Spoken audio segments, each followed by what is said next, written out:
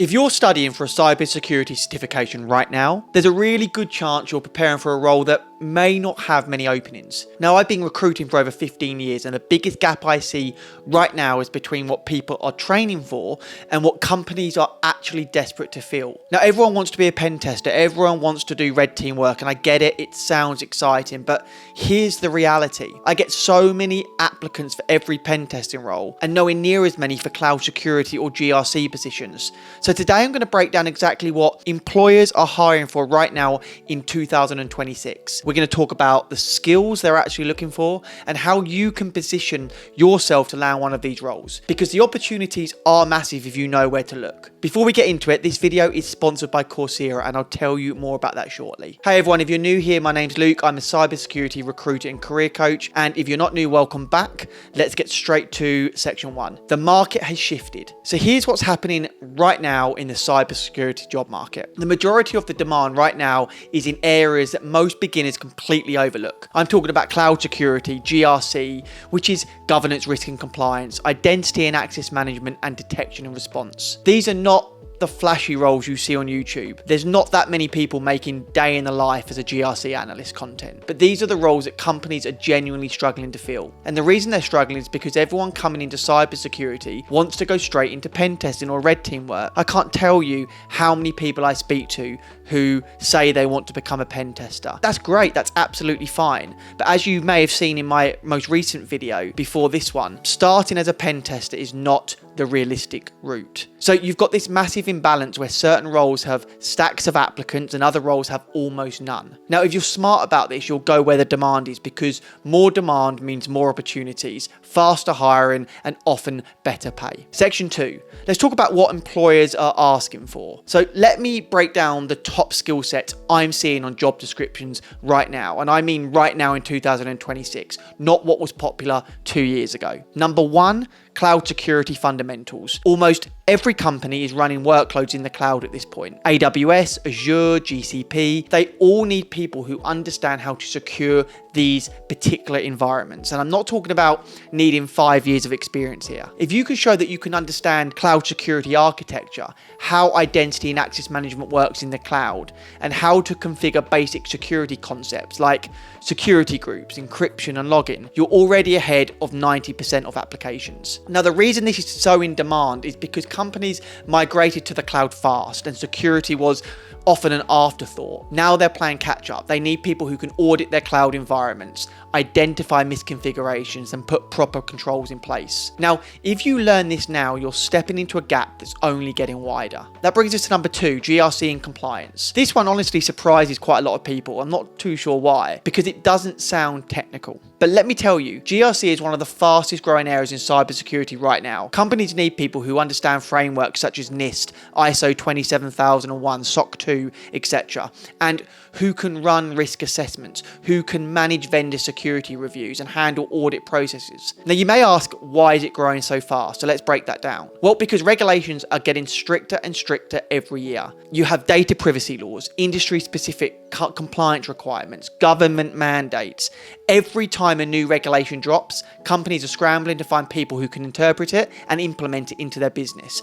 And there just aren't enough people at the moment to fill these roles. Now, the other interesting thing about GRC is that it's a great entry point for people who come in from non-technical backgrounds. Honestly, if you're watching this and you don't have an IT or cybersecurity background, I would probably focus on GRC. If you've worked in project management, legal, finance, operations, you've already got transferable skills that can apply directly to GRC. Okay, number 3, detection and response. So this is your classic SOC analyst work. You have SIEM tools like Splunk, Microsoft Sentinel, or Chronicle. You have incident handling, threat detection, log analysis. This is a still massive area of demand, and it's one of the most common entry points into cybersecurity. But here's the key. Employers don't just want to see a certification on your resume. They want to see that you can actually use the tools. Can you write a detection rule? Can you triage an alert and determine whether it's false, positive, or a real threat?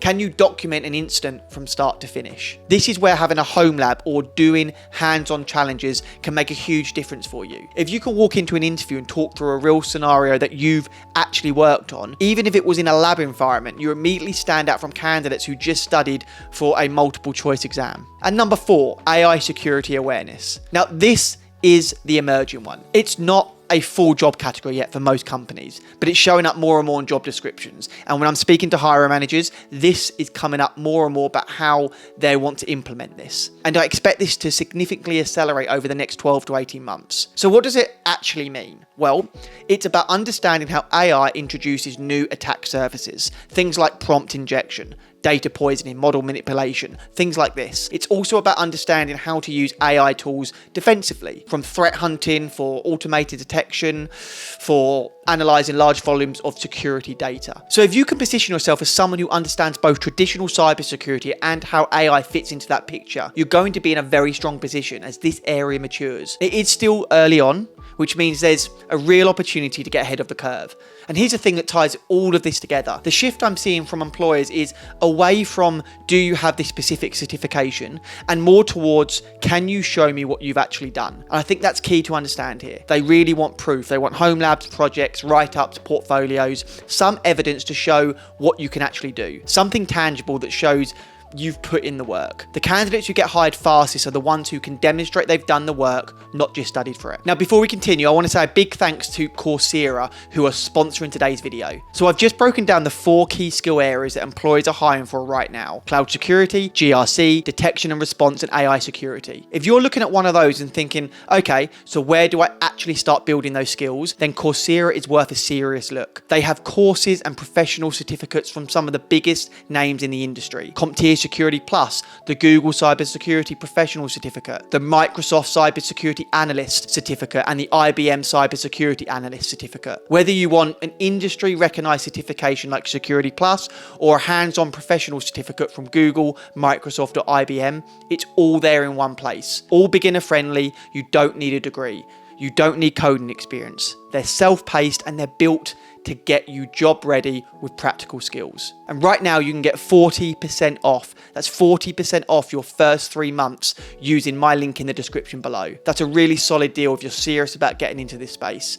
I'll put the links in the description. Let's get back to the video. Now let's talk about something that might really surprise you. Section 3, the salary reality. Let's talk money, because this matters when you're choosing a path. Now, entry-level cybersecurity roles in the US typically start between $65,000 and $100,000, depending on the path, the location, and the company. For example, a tier 1 SOC analyst might start around $75,000 to $100,000. A junior GRC analyst might come in around $60,000 to $80,000. Cloud security roles can sit anywhere in that range, depending on the company and the tech stack involved. And for those of you watching here from Australia, the picture is similar. Entry-level SOC analyst roles typically start around $60,000 to $80,000 and can push up to $110,000 to $150,000 at mid to senior level. Now, junior GRC consultants start in a similar range, around $70,000 to $100,000, but experienced GRC professionals are easily pulling $150,000 to $190,000. Cloud security and security engineers sit even higher, with mid-level positions commonly landing between $120,000 and $160,000. So the same pattern applies. The starting pay is comparable, but the growth in GRC and cloud security is where the real money is. So at entry level, the pay across these paths is actually pretty comparable. But here's where it gets really interesting. As you move up, GRC and cloud security salaries tend to scale faster than SOC roles. A mid-level GRC analyst or cloud security engineer often out-earns a SOC analyst at the same experience level. And the reason is very simple. The supply of experienced people in those areas is still very low, and the demand keeps growing. It's basic economics. So while the starting salaries might look similar, your actual earning trajectory in GRC and cloud security is much steeper. Within a few years, you can see a significant gap open up. Now, I'm not saying you should chase money over interest. I'm not saying that. If you love SOC work, absolutely go do SOC work. But if you're generally open to different paths and you want to maximize your earning potential over time, it's worth knowing where the money scales fastest. And the growth potential in these areas is significant. Cloud security especially. As more companies migrate to cloud, I think 90% are already on cloud, so we're edging towards that 100%. The demand for people who can secure these environments is only going to increase. All right, section 4, how to position yourself. So how do you actually take action on everything we've just talked about? Step 1, pick a lane. Stop trying to learn everything at once. Look at the areas I've just talked about: cloud security, GRC, detection and response, and AI. Pick the one that interests you the most and go deep on it. Specialization is what gets you hired. Step 2, build proof of work. Whatever lane you pick, you need to show that you're able to do the work. So set up a home lab, do projects, write about what you've learned, build a portfolio that demonstrates practical hands-on experience. Now, I've done other videos on exactly how to do this, so check out those if you need help. Step 3, get a recognized foundation. You still need a baseline of knowledge that covers the fundamental. Whether that's through a professional certificate or a structured course, make sure you've got that foundation covered. This is where something like the Coursera professional certificates I mentioned earlier can be really valuable. They give you that structured, recognized baseline without breaking the bank. And remember, 40% off for the first 3 months with my link in the description. Step 4, network with intent. Connect with people who are already in the roles you want.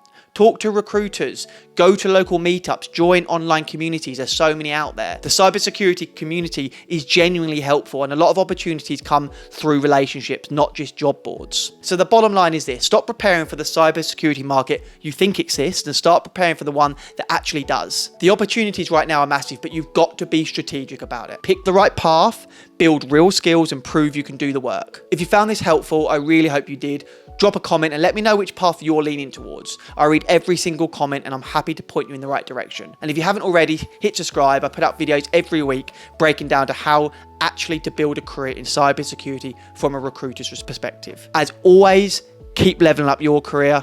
I'll see you in the next video. Thanks for watching.